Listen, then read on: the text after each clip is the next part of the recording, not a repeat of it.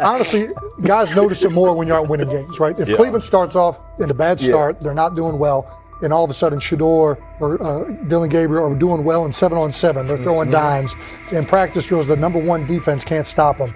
People take notice of that, and the more that the players see it, they're gonna then the comments start happening over the lunch table. They start happening throughout the building, and that's when the pressure really will get severe. The Cleveland Browns were focused on resolving their quarterback situation until Jason Kelce made pointed comments that triggered a strong reaction from ownership. The response inside the organization was immediate and intense. What exactly did Kelce say that has the dog pound on edge and the front office under pressure? We've seen that miserable game by the Cleveland Browns. So they throw Joe Flacco in there, and I like Joe Flacco. He did good, but they gave him the resource of all the first-team guys. Then they throw Dillon Gabriel in there with first teams and second teams. So Dillon always is getting protected. The same thing again, they gave this scrub max protection on every play. Yeah, he completed some passes, but let's talk about his mistakes. He's still inconsistent with his throws, but he at least had max protection. The Cleveland Browns continue to be defined by inconsistency and avoidable setbacks. Even as fans hoped the organization had turned a corner, Jason Kelce, fresh off retirement, offered a direct critique that reignited doubts about the team's direction. His remarks implied the franchise's structure and decision-making remain unstable and recent progress may not hold. The takeaway for leadership is straightforward. Identify core issues, align on a coherent plan, and execute with discipline. For supporters, it's another sign that the problems run deeper than a single season. They throw Shedeur Sanders in there with the lowest cab drivers you couldn't even get on 5th Street. And I'm pissed off, bro, because the play calling was abysmal. Look, even if you don't like Shedeur, Shedeur didn't even get a chance to be trash. Even if you think Shedeur is garbage, he didn't even get a chance to be garbage. That's how awful the offensive line was. Kevin Stefanski still doesn't want to give Shedeur second strings and first strings reps. Why is that? Browns ownership's response shifted from measured to urgent. The pattern is familiar in Cleveland. The team once treated Johnny Manziel as a franchise solution, retained Hugh Jackson for a second year despite results, and invested heavily in Deshaun Watson through a costly trade and contract. These decisions reflect aggressive but poorly aligned planning. The outcome has been continued instability instead of sustained progress.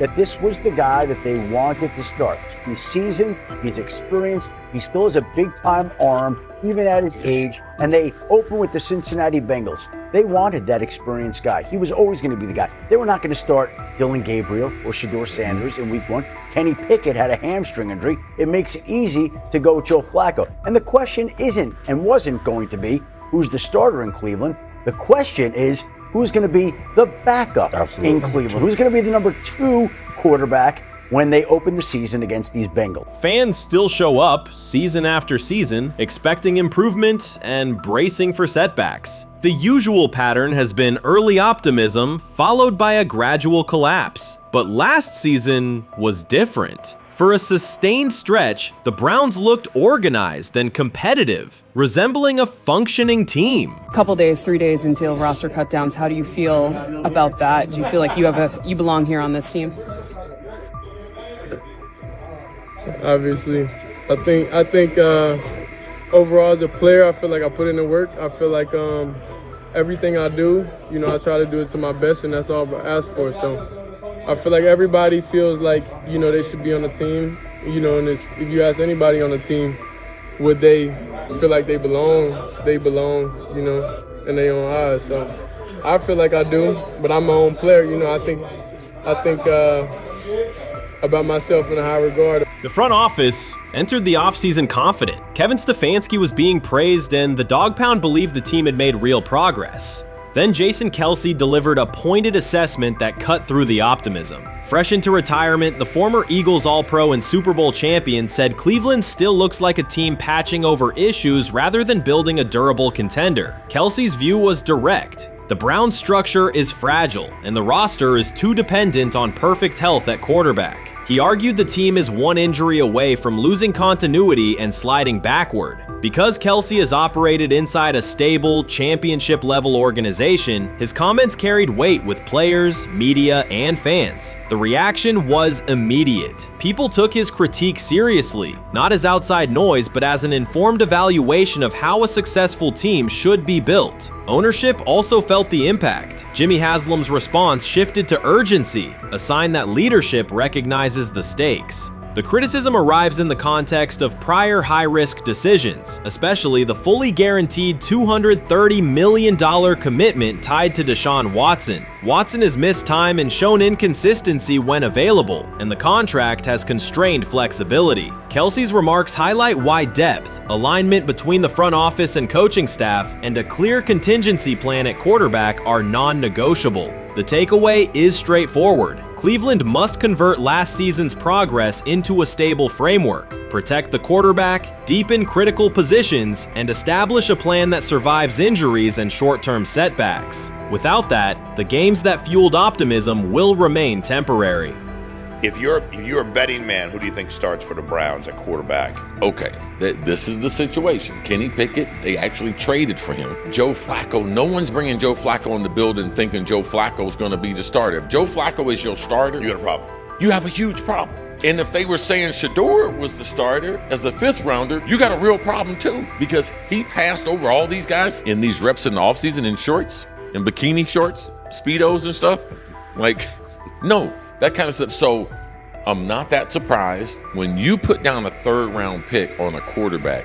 You do believe he has a certain skill set. Jason Kelce stated the obvious. Cleveland committed to a quarterback who hasn't played at an elite level in years, and Joe Flacco's playoff run didn't change the long-term outlook. Ownership appeared more upset that the criticism was public than by the substance of the critique. Many fans agreed. They've seen this pattern before. Rosters age, injuries are inevitable, and when a single contract dominates the cap, one setback at quarterback can undermine the entire season. Kelce's broader point was about structure. The Browns prioritized the high-cost, uncertain starter over depth and contingency. The late-season surge masked issues that remain: limited cap flexibility, thin depth at key positions, and an offense that lacks a credible plan B.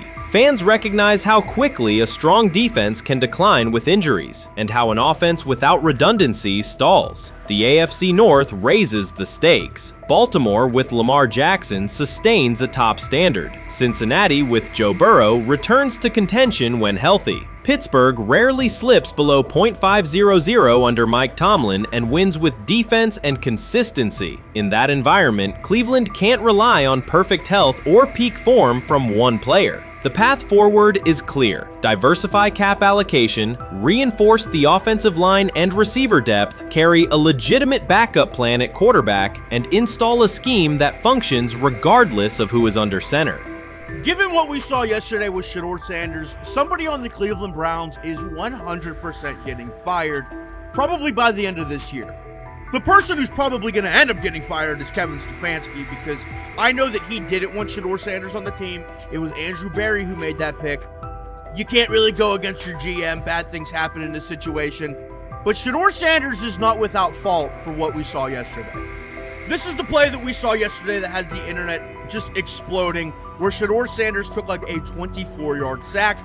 Half of the internet is saying that this is all Kevin Stefanski's fault. Cleveland showed progress last season, but the underlying concerns remain. Jason Kelce highlighted them directly. The Browns' long-term plan is fragile, cap-constrained, and overly dependent on perfect health at quarterback. His comments focused attention on structural issues, roster depth, continuity in coaching, and a sustainable offensive approach, rather than a single hot streak. That criticism resonated because it reflected what many around the league already see. Ownership's reaction underscored the sensitivity. Jimmy Haslam has presided over frequent coaching and quarterback changes, and external scrutiny carries weight when it comes from a respected veteran with championship experience. Kelce's remarks reinforce that last year's Joe Flacco stretch was a short-term solution, not a foundation. The team still needs a durable plan that can withstand injuries and inconsistency. The practical takeaway is clear: stabilize the system, diversify cap cap usage and build depth at key positions so the offense functions regardless of who is under center. That includes a coherent development pathway for younger talent such as Shedeur Sanders, with defined practice reps, protection, and scheme alignment. Kelce didn't say anything outrageous. He articulated the gap between a brief surge and a credible long-term contender. I have the faith of a mustard seed,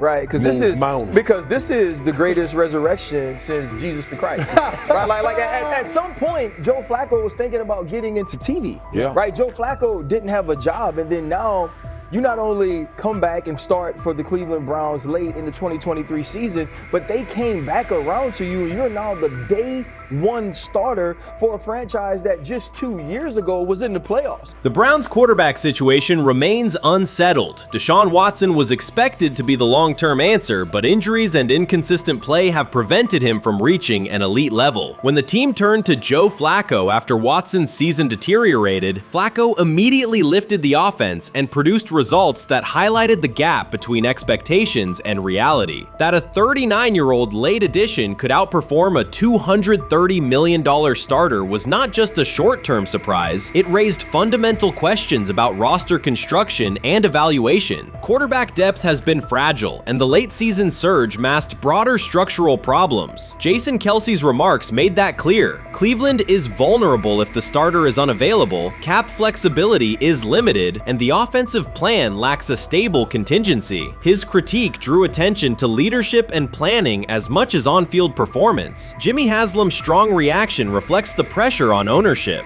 The organization has promoted a message of stability and progress, but Kelce's assessment suggested those gains are not yet durable. The path forward requires a realistic approach to the cap, a credible backup plan at quarterback, and a system that holds up regardless of personnel. The 2025 NFL Draft was expected to be Shedeur Sanders' moment. Many projected him as a top 10 talent and a headline quarterback in one of the most discussed college football storylines in years. Instead of walking across the stage on the first night, he waited through 3 days without a call. There was no celebration, only silence. When the phone finally rang at pick no. 144 in the 5th round, it was the Cleveland Browns. With that selection, the financial outlook changed dramatically. The Sanders family believes this was not a typical draft slide, but the result of coordinated action. They are pursuing a $100 million lawsuit alleging collusion across parts of the league. In the months before the draft, Sanders was consistently discussed among the top quarterbacks in the class. Television and digital analysts praised his poise, accuracy, leadership, and command. Scouts highlighted a 74.1% completion rate, record-setting stretches at Colorado, and his rise from an HBCU star to a national figure. Consensus expectations placed him in the first round or early second. Draft night unfolded differently. As picks accumulated, there was little indication that his name would be called. The atmosphere at his private gathering shifted from anticipation to doubt. When the Browns selected him late on day 3, projections for his first contract dropped from an estimated range in the mid-$30 million to approximately $4.6 million, with corresponding reductions in likely endorsements and long-term positioning. According to Deion Sanders and others close to the family, this was not about performance, injury, or conduct. They argue it was coordinated. Attorneys were contacted immediately. The allegation is straightforward. Sanders' value was suppressed intentionally. The family's position is that this was a calculated decision within parts of the league, not an isolated set of evaluations. The legal claims focus on communications that, if authenticated, could be significant. Internal emails, text messages, and owner-to-owner conversations. The family's representatives contend that these materials show a deliberate effort to avoid drafting Sanders in early rounds based on perceived image concerns rather than football merit. One message reportedly under review framed the decision in branding terms. Drafting Shedeur would mean inheriting the Prime brand. The complaint asserts that this view led some teams to discourage others from selecting him unless necessary, not for film-based reasons, but to avoid perceived attention and external pressure tied to his family's profile. A related thread involves speculation about team fit and willingness to play for certain franchises. Past public comments by Deion Sanders were interpreted by some as signals of an Eli Manning scenario. The family's view is that these were strategic statements, not ultimatums. They argue that rather than engage in discussion, teams chose a passive approach, no direct rebuttal, reduced contact, and a collective reluctance to invest a premium pick. If phone records and written communications corroborate coordination, these items could become central exhibits. Media tone shifted as the draft neared. Coverage that had emphasized production and leadership began highlighting intangibles, interviews, and perceived coachability. Anonymous sourcing appeared in multiple outlets, with claims that Sanders skipped combine drills out of arrogance, bristled at film critique, or told one club, "Maybe I'm not the guy for you," after a tense session. A widely cited line, "Nobody wants a celebrity backup quarterback," was voiced by Colin Cowherd and circulated as shorthand for risk. The Sanders legal position is that these narratives did not arise organically, but reflected a coordinated leak pattern that undermined his market value. The family's contention is that this was primarily about control and compliance rather than football ability. They point out that Sanders did not fail a drug test, was not suspended, and did not produce poor athletic testing. His college resume included elite stretches and significant program elevation at 2 stops. The legal claim asserts that the league's power structure resisted a high-profile player aligned with a high-profile parent coach and an independent media presence. The allegation is that teams sought to avoid the perceived complexity that would come with selecting him early. The financial impact is a core component of the damages claim. Had Sanders been selected late first or early second round, projected 4-year compensation would likely have fallen between $30 to $35 million, with immediate access to higher tier endorsement opportunities and the brand leverage that accompanies a franchise quarterback designation. As a 5th round pick, the initial contract value is a fraction of that total, and associated off-field opportunities are typically narrower. The suit reportedly seeks not only lost salary, but also the broader economic value linked to draft position, sponsorships, licensing, and the visibility that accelerates an early career trajectory. The filing's scope, as described by sources close to the family, extends beyond the league office. It may involve media outlets, scouting firms, and specific executives if discovery shows coordination or materially false statements that affected value. The argument is that the draft slide harmed not only Shedeur, but also the broader Sanders brand, affecting perceptions of Deion Sanders as a recruiter, coach, and public figure. The family's view is that narrative construction around brand risk and celebrity backup produced a measurable economic and reputational loss. If a court authorizes discovery, the process would likely compel emails, internal draft notes, and message archives from teams and third-party intermediaries. Subpoenas could be served on media organizations for sourcing records related to anonymous quotes. That level of transparency would be unusual and could reveal how information flows during pre-draft periods. The legal theory moves beyond a single player's evaluation to the draft's integrity, whether owners or executives acted in concert to reduce a prospect's value for reasons unrelated to football performance. The league has not publicly addressed these specific allegations. Background comments from executives characterize the claims as overreach. The family's camp maintains they have documentation sufficient to proceed. The comparison points referenced by observers include Deflategate, Spygate, and the Colin Kaepernick grievance, not because the facts are the same, but because of the potential scope, policies, practices, and the balance of power between the league and individuals challenging its processes. Another dimension of the dispute involves how the NFL perceives Deion Sanders, Coach Prime, and the autonomy he promotes. He built a large media footprint around his programs at Jackson State and Colorado, elevated his players' profiles, and spoke openly about fit and leverage. The family contends that this visibility, combined with statements about preferred destinations, triggered resistance. The complaint frames the response as a preference for compliance and predictability over independent branding and public negotiation. The suit also addresses the pre-draft decisions that critics point to: skipping the Senior Bowl, declining full workouts at the NFL Scouting Combine, and candid interviews about team fits. The family characterizes these as strategic choices commonly made by top prospects, not evidence of entitlement. Their view is that similar decisions by other players did not produce the same narrative because those players fit more comfortably within league expectations. The risk calculus is clear. Bringing a suit of this magnitude invites professional consequences. The family acknowledges that some within the league may react negatively. Their position is that the principle at stake, transparent and fair valuation, warrants the risk. The message they intend to send is that manufactured narratives and coordinated devaluation should face scrutiny, particularly when they affect earnings, opportunity, and reputation. If the case advances, several outcomes are possible. The court could find insufficient evidence of coordination, limiting the scope to individual judgments protected as opinion. It could also find enough to proceed to broader discovery, which would have implications beyond one player, including potential changes to how teams document evaluations and how media handle anonymous sourcing close to the draft. Agents might push for reforms, including clearer guardrails around leaks and standardized prospect communication records. For now, Sanders is working within the Browns structure. He has avoided public escalation beyond confirming focus on preparation and development. The lawsuit is a separate track managed by counsel. This dual approach, professional routine on the field and legal action off it, reflects the family's strategy. They intend to contest the process they believe harmed him while meeting club expectations day to day.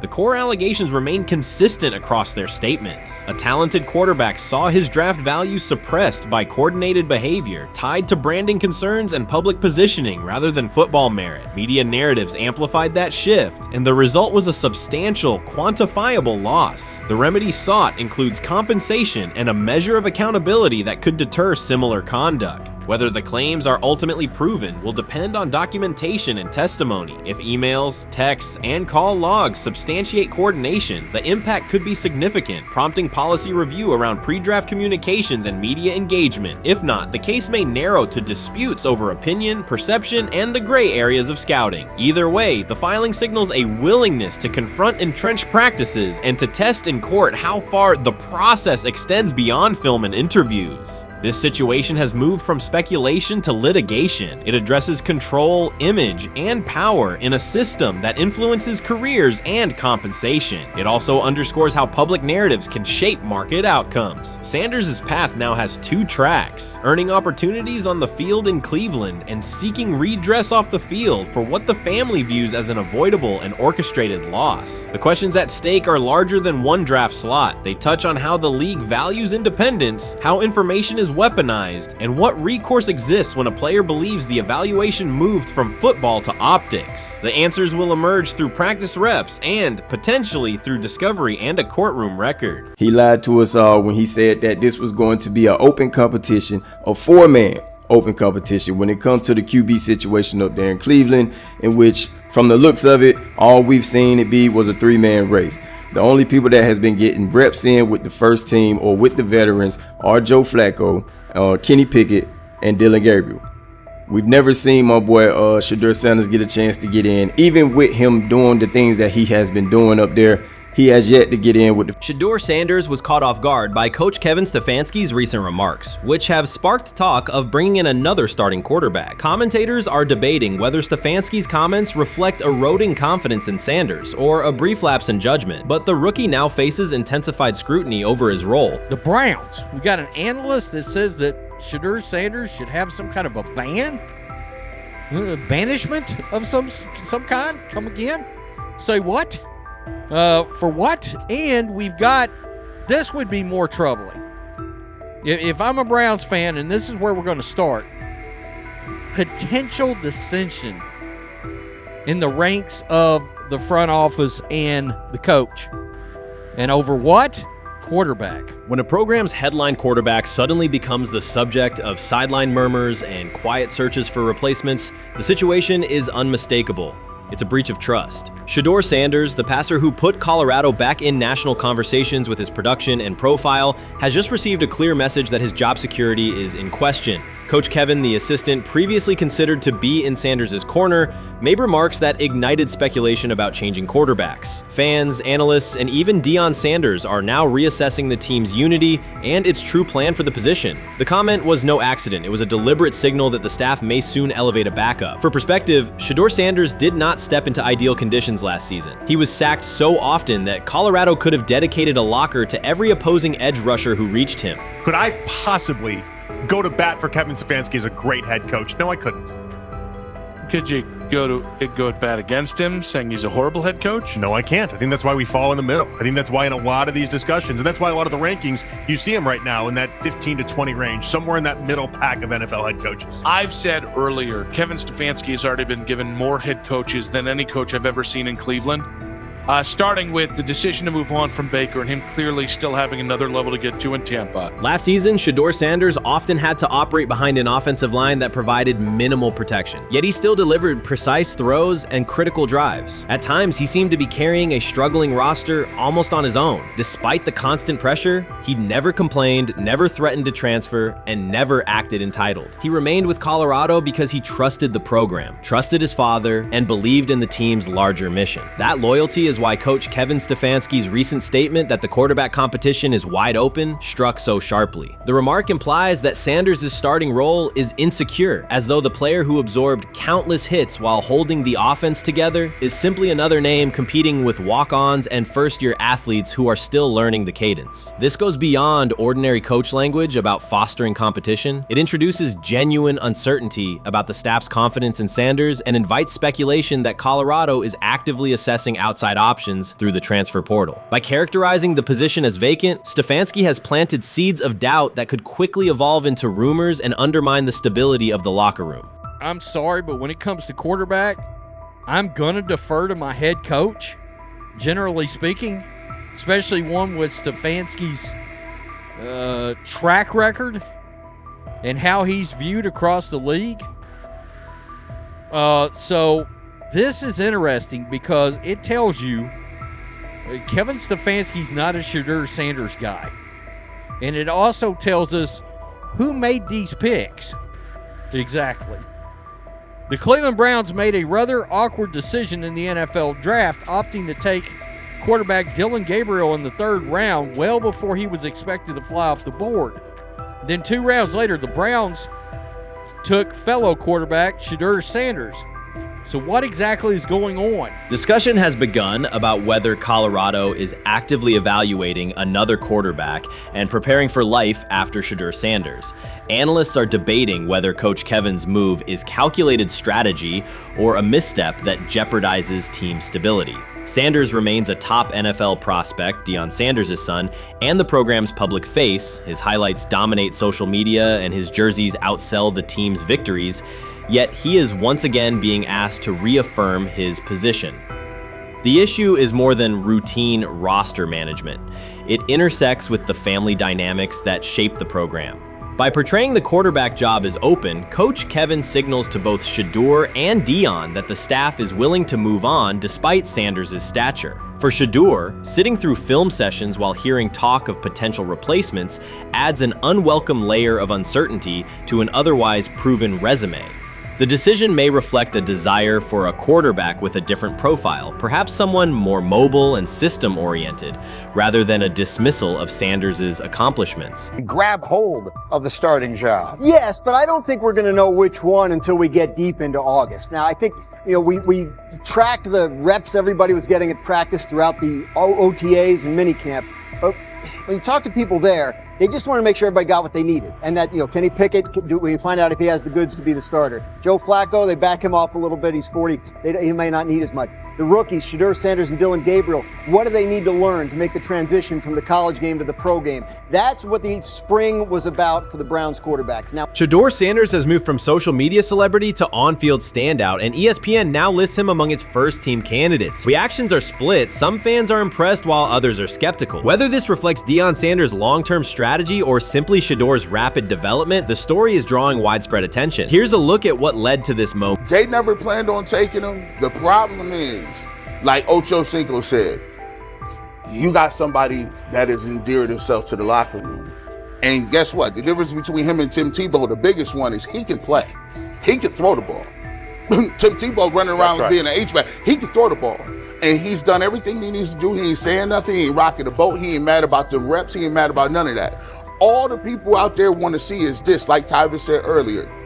We want to see what he can do with Jerry Jeudy. Online reactions are sharply divided. Some fans strongly support Sanders, while others argue he is overrated. Traditional analysts cite statistics and claim his recognition comes mainly from his father's name. Sanders supporters are actively celebrating his rise and already predicting a future NFL career. Sports media outlets have made his candidacy a central topic of debate. The discussion now extends beyond statistics and victories to include his marketability, public image, and on-field presence. Sorry. Is Shedeur Sanders going to get a chance to win this job? Do you believe he gets a legit shot to win this job? Listen, I think first of all, the action's going to really start in training camp. Like, forget all the OTA stuff. You don't win a job in OTA. The real action starts in training camp. And just like Shedeur said, during the mini camp, when it's time to take your reps, you got to make the most of it. Because I think early on, there's going to be a lot.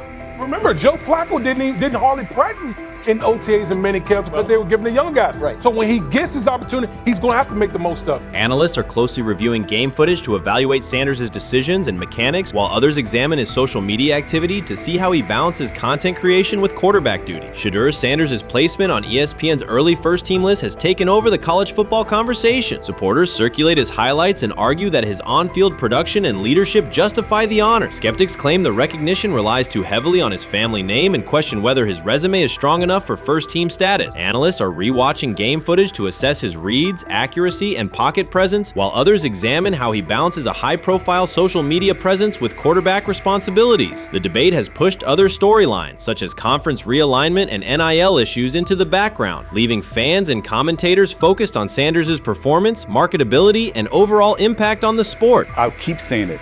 I believe Shedeur Sanders should play more games than any other quarterback on this roster this year, because he's the only guy that I look at and say they might have something here. Because I'm telling you right now, they left night one of the draft saying we are taking our quarterback next year. So it's on Shedeur or Dylan or Kenny, probably not Joe, to change their mind. To change their mind. But you got to find out. You got to find out. Opinions differ on whether Sanders is benefiting from his family name or simply showing real progress, but the attention is undeniable. Social media is flooded with edited images elevating him to legendary status. Critics argue the first-team nod is driven by hype and marketability, while supporters point to his flashes of strong arm talent, field vision, and decision-making. Regardless of motive, the announcement has dominated the football news cycle and intensified debate over how much of his rise is performance-based versus media-driven.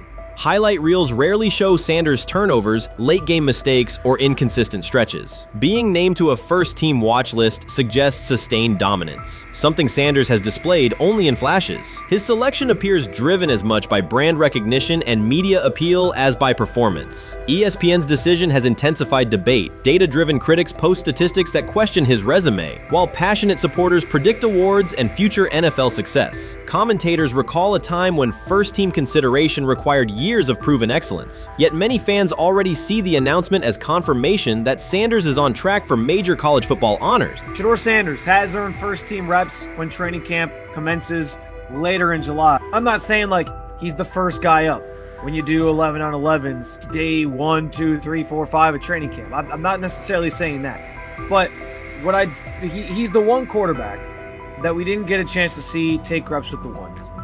But I think Shedeur has a chance to like make this conversation interesting if he gets those reps with the ones and he has the same success that he did with the 2s, the 3s, and the 4s.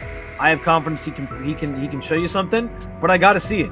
We all got to see it before we can actually judge that. Some believe Deion Sanders is already preparing for an award ceremony, while others are furious, threatening to protest ESPN's credibility over Shedeur's first-team mention. Critics argue that honoring Sanders without a full season of elite play undermines college football standards. Supporters insist his performance and profile justify the recognition. The debate reflects a broader clash between traditional merit-based evaluation and modern brand-driven visibility. In today's landscape, first-team consideration is no longer only about statistics. It also involves marketability and audience engagement. Whether welcomed or rejected, Sanders commands attention and embodies the sport's shift toward both performance and personal brand. So before your final year at Miami, there's a lot of conversations revolved around Shedeur Sanders. Obviously, I'm assuming you guys have a great relationship. Some of the clips you've seen and stuff like that. What is it like for you to have like this rivalry with Shedeur? I don't have a rivalry with him. That's my boy. So at the end of the day, this whole process, we thought me and him were going to be 1 and 2 the whole time. Whether he's 1, I'm 2, whether I'm 1, he's 2. And so that's just always been, our mindset. It didn't go that way. I thought he was one of the better quarterbacks in the draft as well, even throughout college. A lot of stuff out there on him ain't really, the truth, just because they spin it different ways. Like they spin stuff about me different ways. But I mean, when he gets his chance, become a starter, I know he's gonna make the most of it. And I'm ready to get back to work with him, after the season, talk some more stuff to him. Cam Ward directly challenged the uneven standards applied to Shedeur Sanders, calling them inconsistent and unfair. By insisting that performance, not politics, guide evaluation, he shifted the discussion from one player to a league-wide problem. Sanders' treatment now serves as a test of how the NFL supports and evaluates emerging quarterbacks. I feel a special relationship, especially me. First getting to know him 5 years ago when I started working with him. But it did surprise me because he's a good quarterback. It doesn't get a lot of the credit that he deserves. Especially the plays that he made in Colorado. A lot of quarterbacks and coaches are making those plays. So when he gets this opportunity, I'm pretty sure having soon today, he'll make sure he'll make plays on the field. Cam Ward's public challenge to the treatment of Shedeur Sanders brought the issue into clear view. For months, discussion around Sanders has centered on his profile, major compensation, a prominent Nike deal, and the expectation to stabilize a struggling franchise. Rather than a standard evaluation of a top prospect, he has faced sustained skepticism from analysts, fans, and league voices. Ward's comments underscored that the standards being applied to Sanders diverge from those used with other rookies. By stating it directly, he did more than support another quarterback. He identified a broader problem in how the league responds to young players with significant visibility. The takeaway is direct. Assessments should reflect on-field performance and development, not external narratives. Generational talent. I'm gonna prove him right. I'm gonna prove him right, don't worry. Oh my God. An article came out today. I'm generational. So I guess it's article versus article. I like that you think that, man. But we all know the truth. What? Trav gonna be first? You generational, I'm legendary. That's cool. We can be legendary. Legendary get their ass. We'll start doing it like 5 minutes. Shedeur Sanders entered the league with more than a playbook. He brought a public brand, a family legacy, and expectations unusual for a first-year quarterback. Before his first regular season throw, he was already positioned at the center of attention. Rather than assess him on that reality and his on-field ability, many voices reduced him to marketing, treating visibility as proof of hype instead of performance. Cam Ward pushed back on that framing. His point was simple: judge Sanders by the same criteria applied to other rookies. With Sanders' resume, production, leadership, and composure, most first-year quarterbacks would be discussed as long-term cornerstones. The evaluation should be consistent, focused on development and results, not perception. This is the process with Shedeur, who I know is a buddy of yours, and how do you think both of you guys will end up doing that? I think we'll both end up being one of the best quarterbacks in the league. I just think the work that me and him are willing to put in, the relationship we have to constantly compete each and every day to, better our craft, for ourselves. I just think it's going to end up paying off for us in the long run. Do you guys kid each other about who's going first and how much does that matter to you? Yeah, we play around, we joke around with it. It really don't mean nothing. The draft pick will never mean anything. At the end of the day, you got to show whether you can prove each and every Sunday. You can't just do it 1 year. Disrespect shows up in two patterns. First, Shedeur Sanders is repeatedly framed through his father, Deion Sanders, as if lineage erases his own work. Discussion drifts to pedigree instead of what the film shows. Second, his visibility is treated with suspicion. His audience reach, partnerships, and ability to lift ratings are labeled hype rather than recognized as value. Instead of acknowledging that he drives demand and expands the stage for his team, critics call it an unfair edge. The result is a skewed evaluation. Star power is held against him while on-field production gets pushed aside. The standard should be consistent. Assess the tape and the development, not the last name or the attention it brings. Well, Ward were microfacts. Cam Ward's remarks went beyond defending Shedeur Sanders. They confronted how the league manages star power. The reality is simple. The NFL markets visibility, but resists it when a player doesn't follow the expected script. Rookies are supposed to be quiet, deferential, and grateful for limited leverage. Sanders arrived with leverage, brand reach, major endorsements, and confidence. And that presence was recast as entitlement. Instead of treating those factors as earned advantages, is, much of the commentary used them to diminish him. Ward called out that contradiction. The same influence the league sells to audiences is criticized when a young player exercises it. His point is a standards problem, not a personality dispute. Evaluate Sanders on his preparation, leadership, and results. Don't penalize him for having a platform or for using the leverage that the modern NFL itself helps create. Now it sounds like the Cleveland Browns are going to all but imprison Shedeur Sanders in the football sense of a very talented rookie quarterback who obviously needs reps, needs an opportunity, and who now, barring some miraculous luck, will not get the opportunity to play in a single real game. I'm sure many around the NFL are celebrating as we speak. They are chuckling about this. Many in the NFL wanted to teach Shedeur and his daddy. Cleveland became the center of the conversation. With Shedeur Sanders attached to a major Nike partnership, the expectation was straightforward. He should be given real game reps. The Browns instead leaned on Joe Flacco as the default choice, treating stability as the safer path while sidelining a quarterback with clear cultural and commercial pull. Each week Sanders didn't see the field, scrutiny grew. Commentary questioned the value of his contract environment and relevance, and fan debate shifted from development to doubt. That wasn't measured evaluation. It was a delay framed as prudence that eroded confidence in the process. Cam Ward reset the terms of the debate. He pointed to an uneven standard. When veterans or other young players secure significant endorsements, it's considered smart business. When Sanders does it at scale, it's recast as ego or hype. Even the scope of his off-field agreements became ammunition against him rather than evidence of market demand. Ward's position is simple: use one standard. Assess Sanders on preparation, decision-making, and progression, not on discomfort with his platform. Treat visibility as an asset, not a disqualifier. The issue isn't attitude or branding, it's the consistency of the evaluation. Ward called it directly. The treatment has been unequal, and it should be corrected by aligning opportunity with performance criteria. Fans need to recognize there's not a team in the league he'd start for. Not one. That's not ridiculous, that's not unfair, that's not a vast conspiracy. Shedeur Sanders fans are Angel Reese fans. They're just fair weather fans who don't really give a fuck about the sport. Most of them are just Dion fucking groupies that followed him when he went to fucking Colorado, just like Angel Reese's fans had never watched basketball prior to her playing at LSU, and they followed her to the WNBA and don't know shit about the sport.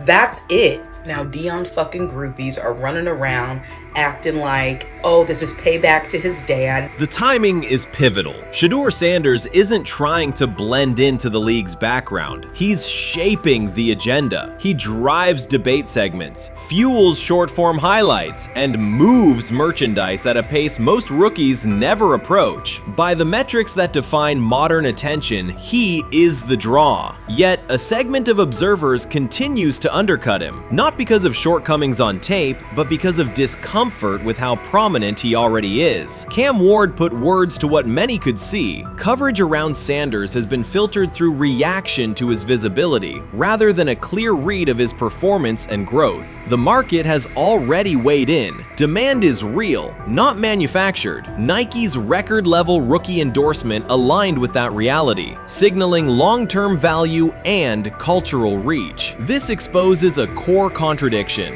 The NFL depends on star power to sell tickets, fill stadiums, and boost ratings, but it resists stars who set terms on their own. Visibility is celebrated until a player exercises it. The fix is straightforward. Apply one standard. Evaluate Sanders on preparation, decision-making, and results, and treat his platform as the asset it is. If the league benefits from his presence, its evaluation practices should reflect that same reality, consistently and without penalty for scale. Shedeur Sanders does not depend on league promotion. He established his platform before the NFL and continues to expand it on his own terms. That autonomy challenges the status quo. Cam Ward's support was more than a defense of a teammate. It was a warning that if the league holds to outdated expectations, it risks falling behind the very players who drive audience attention and revenue. Claims that Sanders lacks real popularity ignore measurable facts. A large, active following, consistent merchandise demand, and sustained coverage across major outlets. Doubts about his standing as a quarterback overlook his college production and growth indicators. The pattern is familiar. Efforts to minimize him increase his reach. Each skeptical headline widens the spotlight, and each dismissive take creates more engagement. You cannot reduce a player built for visibility by arguing he should be less visible. The practical outcome is the opposite. Scrutiny becomes signal. Sanders is not merely enduring criticism, he is turning it into momentum, converting attention into leverage on and off the field.